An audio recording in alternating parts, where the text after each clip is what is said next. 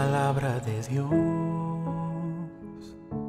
es viva y eficaz y más cortante que toda espada de dos filos.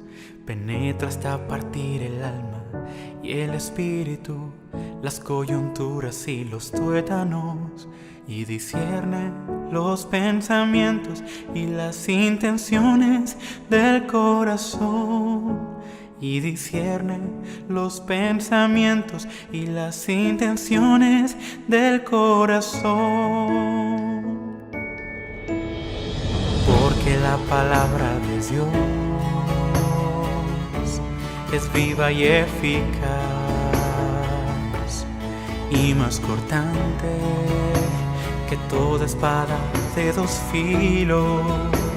Penetra hasta partir el alma y el espíritu, las coyunturas y los tuétanos, y discierne los pensamientos y las intenciones del corazón.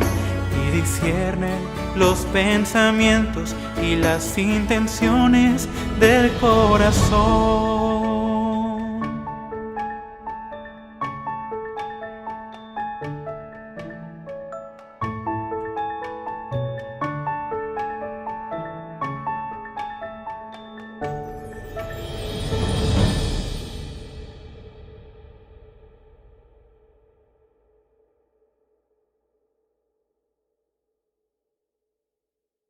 Buenas tardes, hermanos. En el día de hoy vamos a cantar dos de nuestros himnos. El primero es el 3, Maravillosa Gracia, y el segundo es el 377, Descanso en ti. Y podemos alabar al Señor por esa maravillosa gracia que ha sido suficiente para nosotros, para redimirnos, para rescatarnos, para salvarnos del pecado. Es una certeza en nuestras vidas, al igual que el saber que Él nos guía, va delante de nosotros, es nuestro escudo, nuestro protector ante las adversidades, ante cualquier situación que podamos tener en esta vida. Él es el que nos guía y el que nos protege y el que nos bendice. Pues bendiciones, hermanos.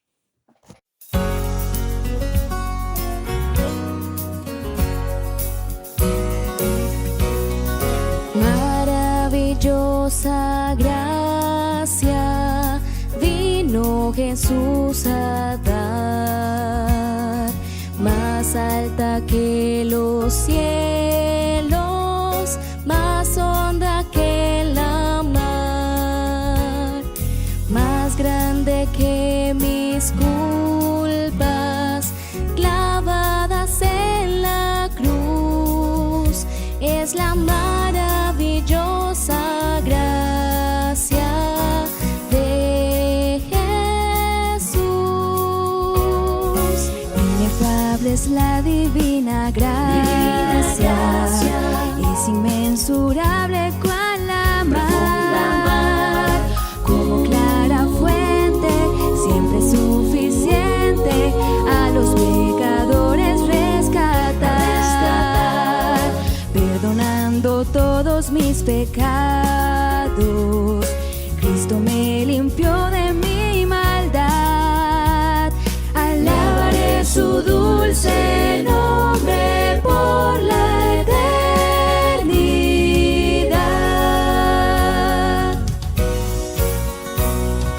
Maravillosa gracia, llena con dulce voz, llamados a ser hechos hijos de nuestro Dios. Nos da de su consuelo, nos da de su virtud. Es la maravillosa gracia de Jesús. Inefable es la divina gracia, es inmensurable cual la mar, como clara fuente, siempre suficiente a los pecadores rescatar, pecados. Cristo me limpió de mi maldad. Alabaré su dulce nombre por la eternidad. Todos mis pecados, Cristo me limpió de mi maldad. Alabaré su dulce nombre por la eternidad. Eternidad.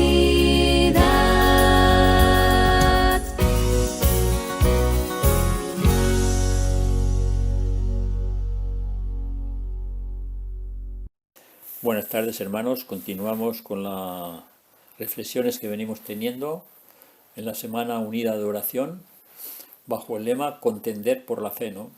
Este lema que nos han sugerido los hermanos de la Alianza Evangélica Europea, y que para desarrollar ese tema o lo que ellos nos sugieren, pues han elegido la epístola de Judas, ¿no? Y ya hemos visto el primer jueves, contender con amor. El segundo lo vimos el domingo, contender puesto que somos llamados, amados y guardados.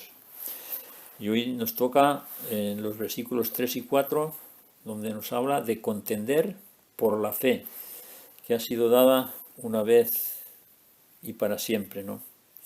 Dicen algunas versiones, que vamos a leer ahora en la versión 2020, y dice así, Judas 3 y 4, dice así: Amados, yo tenía un gran deseo de escribiros acerca de la salvación que tenemos en común, pero ahora me veo en la necesidad de escribiros para animaros a que os esforcéis a perseverar en la fe que una vez fue dada a los creyentes.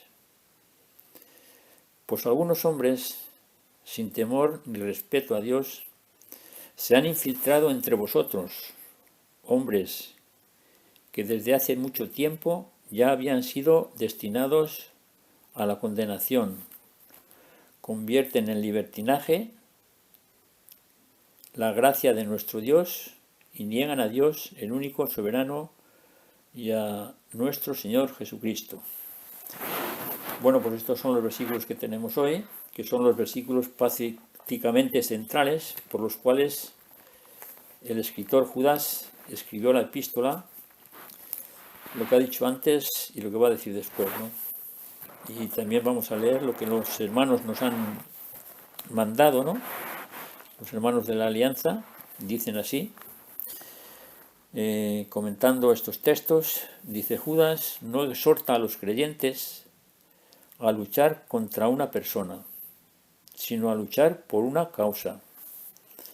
Esta diferencia sutil, pero a la vez fundamental, debería resguardarnos de cualquier desviación fundamentalista e intolerante, que inevitablemente degenera en conflicto.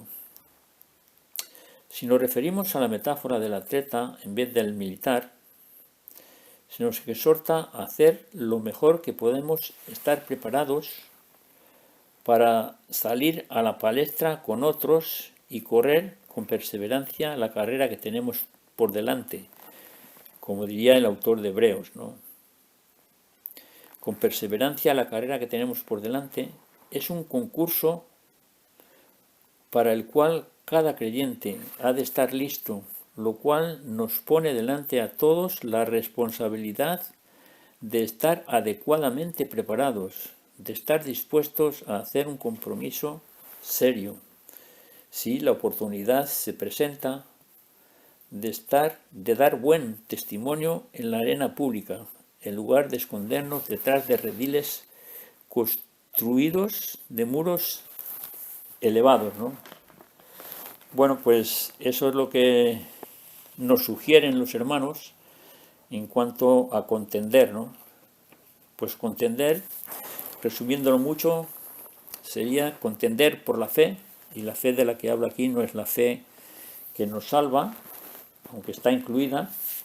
La fe de nos habla aquí es de la doctrina que los apóstoles enseñaron y que nos dejaron, y que la vemos allí en Hechos capítulo 2 y versículo 42, donde dice que la iglesia primitiva perseveraba en la doctrina de los apóstoles, ¿no? Hechos 2 y versículo 42. Pues esa es la fe de la que nos habla, de contender o de luchar o de defender. No es la fe, nuestra fe experimental de salvación, sino que es la fe en la doctrina revelada, ¿no?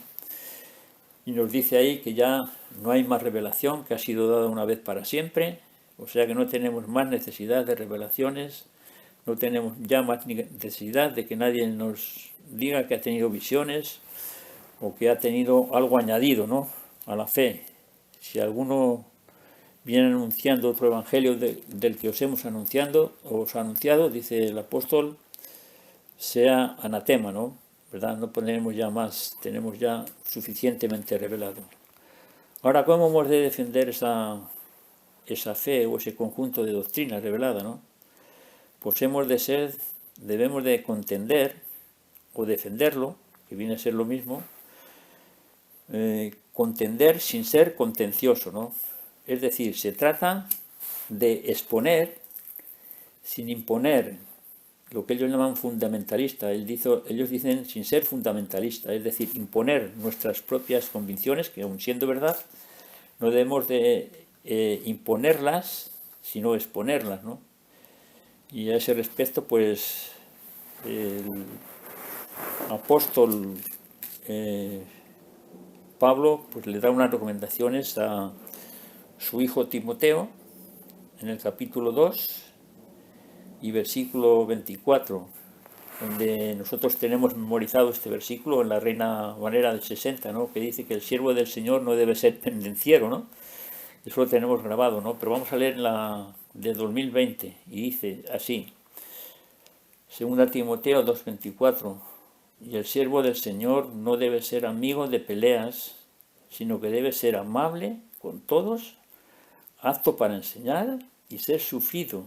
Debe corregir con ternura a los que se oponen, por si acaso Dios les conceda que se arrepientan, conozcan la verdad y escapen del lazo del diablo que los tiene cautivos y sometidos a su voluntad, ¿no? Es que en último extremo, pues como dicen los hermanos, no se trata de luchar contra personas, sino contra algo que va más allá, ¿no? Que dice aquí que son personas que escapen del lazo del diablo, ¿no? Y eso solamente es el Espíritu Santo el que puede hacerlo.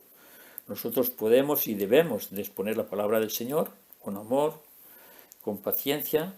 Nunca, aunque nos contraríen, nunca debemos de enfadarnos ni ponernos de mal genio, ¿no?, sino con amor, dice aquí, con ternura, fíjate, dice, porque es una lucha espiritual, ¿no?, y eso nosotros no podemos vencerlo con nuestras propias habilidades, ¿no?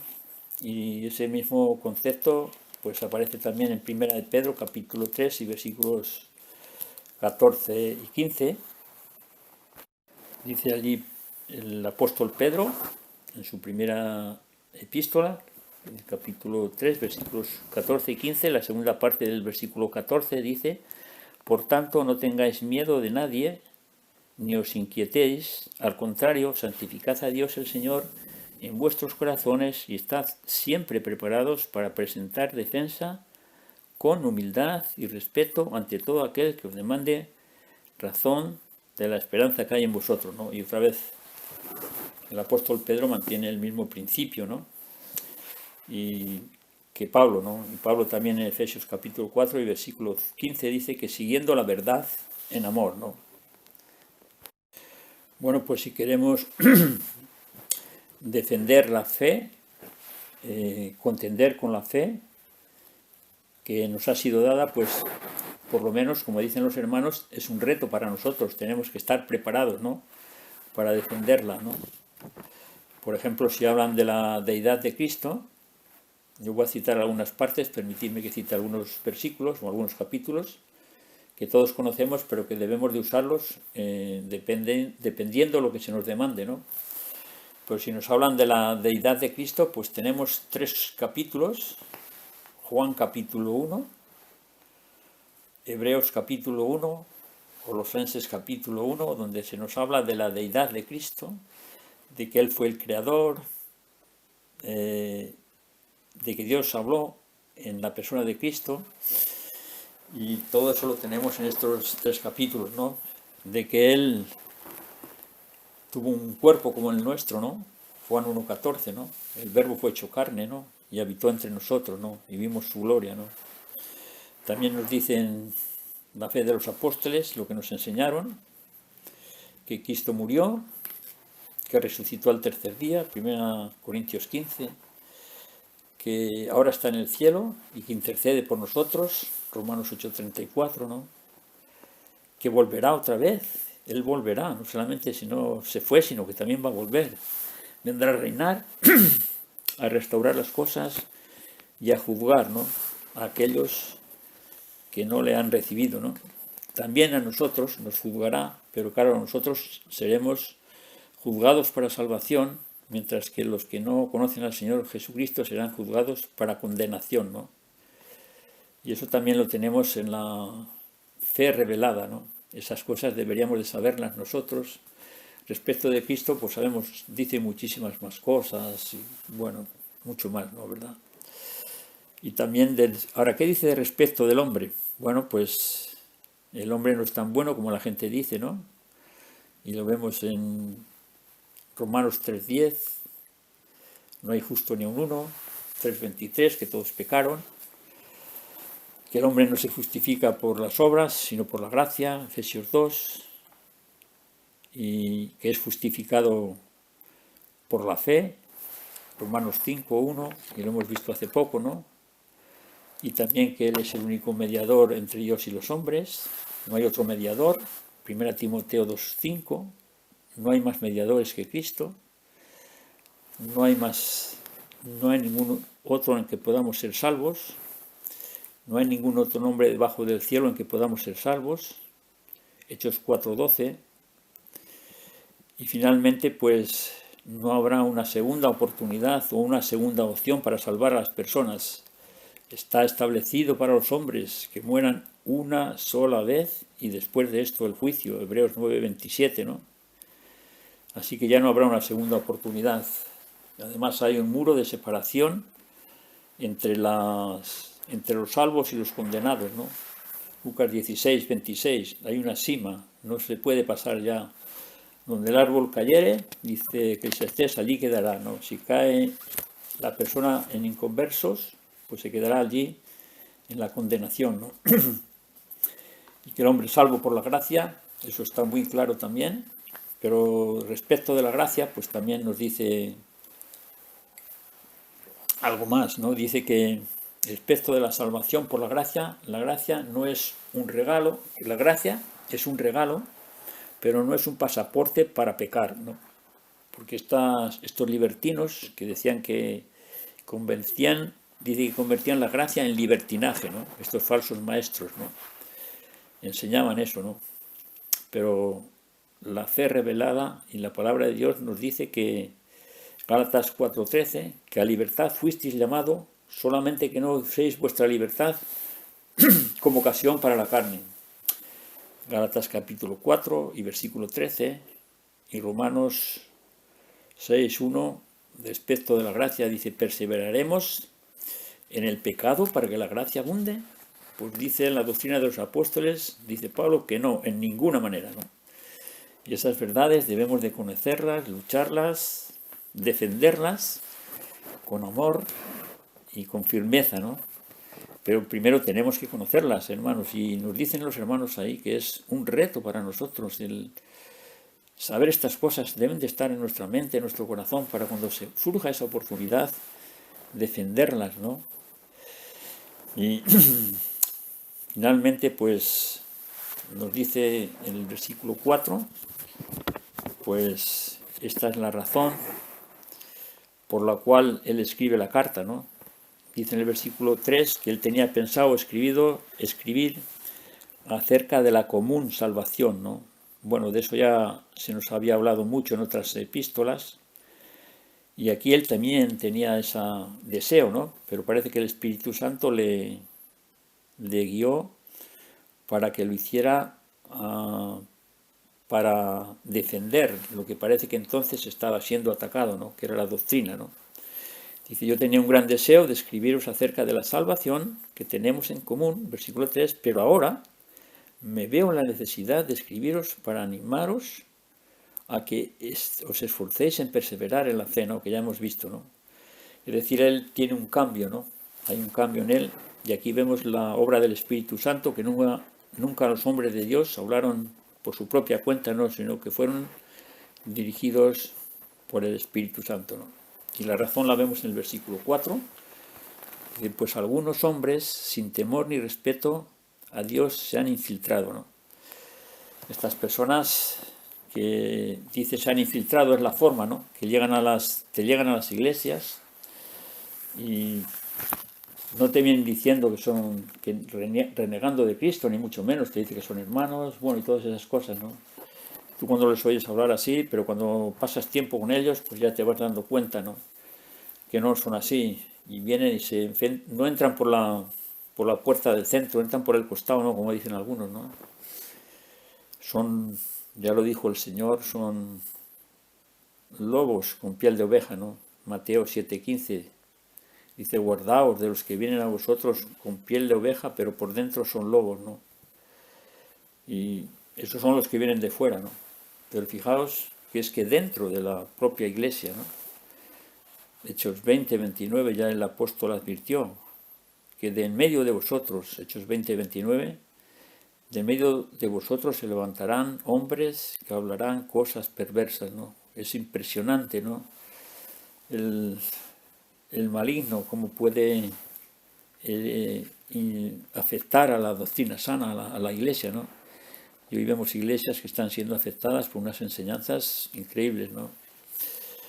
Y no vienen, el problema es que no vienen, pues, vienen enmascarados, ¿no? Y ya lo dice el apóstol allí en 2 Corintios 11, el versículo 3 dice, pero tengo miedo de que, así como la serpiente engañó a Eva con su astucia, vuestros sentidos sean también de alguna manera corrompidos y se aparten de la sencillez que hay en Cristo, ¿no? Y está hablando de los falsos apóstoles, ¿no? Dice el versículo 13, continúa, porque estos, hablando de los falsos apóstoles, son obreros fraudulentos que se disfrazan de apóstoles de Cristo. Fijaos hasta qué punto, ¿no? Y esto no es sorprendente porque el mismo Satanás se disfraza de ángel de luz, ¿no? Y lo vemos allí en Génesis 3, como engatusó a Eva, ¿no? Así que vienen de fuera, algunos, otros están dentro, dice Pablo en Hechos 20:29, y otros han crecido dentro de la iglesia, ¿no? Y lo tenemos en la parábola del sembrador, ¿no? En Mateo 13 y versículos 24 y siguientes dice que el sembrador sembró la semilla y mientras dormía el enemigo sembró cizaña, ¿no? Y crecen las dos plantas juntas y le sugieren la idea de arrancar la cizaña. Y dice, no la arranquéis porque no vaya a ser que arranquéis también el trigo, ¿no?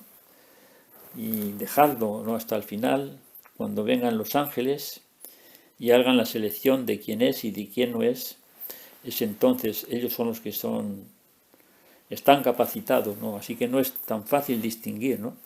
En algunas ocasiones, finalmente, hasta el final de los tiempos, no se sabrá todo con claridad, ¿no?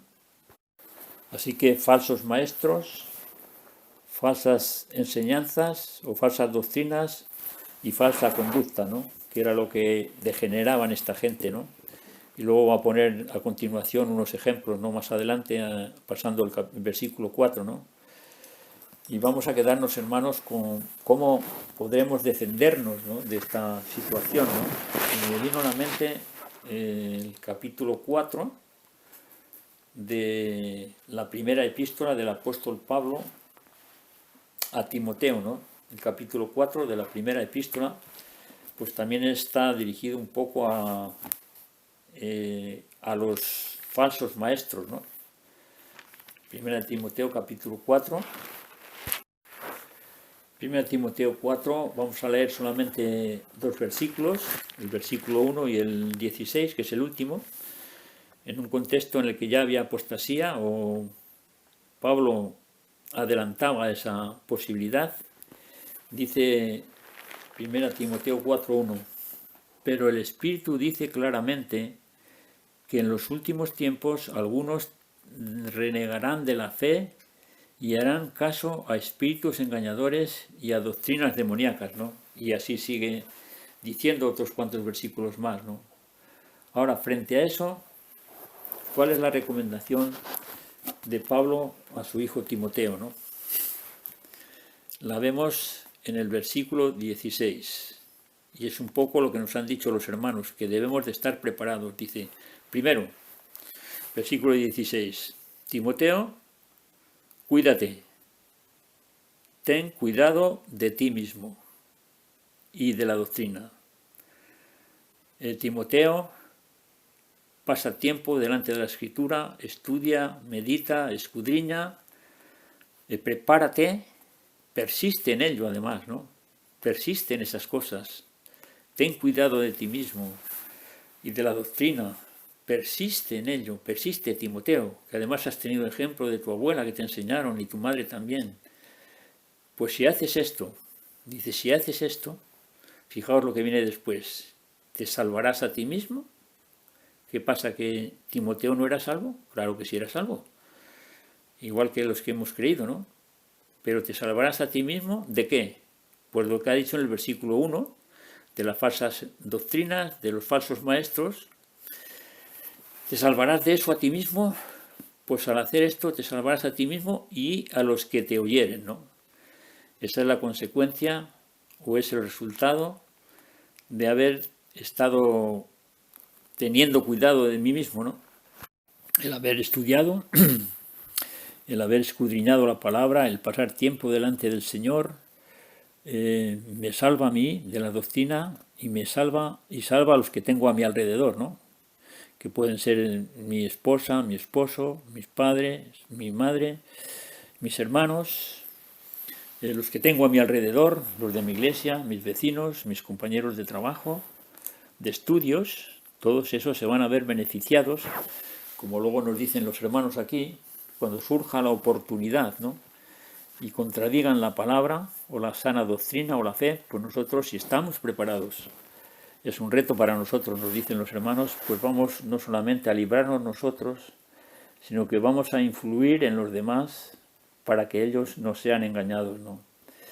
Y vamos a acabar en oración con los temas que los hermanos nos tienen preparados, entre los cuales hemos de pedir, entiendo, perdón, porque muchas veces pues no lo hacemos como debiéramos, ¿no?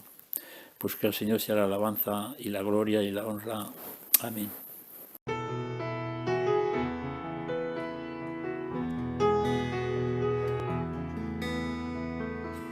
Descanso en ti, mi defensor y escudo, pues en la lid contigo a salvo estoy. En tu poder a combatir acudo, descanso en ti, en tu nombre voy, en tu poder a combatir